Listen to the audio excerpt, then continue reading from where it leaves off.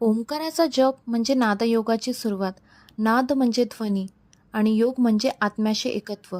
ध्यान करताना ओंकाराचा उच्चार मनाला स्थिर करतो, विचारांना शांत करतो आणि अंतर्मनाशी संपर्क साधतो. ओंकाराचे 4 ध्वनिस्तर आहेत. परा म्हणजे सूक्ष्मतम ध्वनी आत्म्याशी जोडलेला. पश्यंती म्हणजेच अंतःप्रेरणा निर्माण करणारा. मध्यमा म्हणजेच अंतर्मनात उमटणारा विचार आणि वैखरी म्हणजे प्रत्यक्ष उच्चारलेला ध्वनी.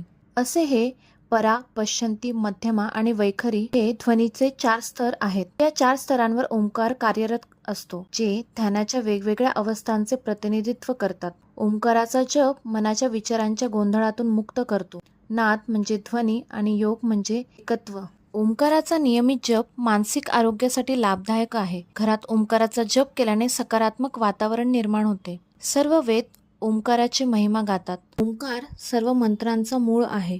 तपस्वी आणि ब्रह्मचारी याच्या जपाने आत्मशुद्धी आणि ब्रह्मज्ञान प्राप्त करतात. ओंकाराचा जप केल्याने मनाला शांती मिळते, एकाग्रता वाढते, मनामध्ये सकारात्मक ऊर्जा निर्माण होते, आत्मविश्वास आणि अंतःप्रेरणा वाढते.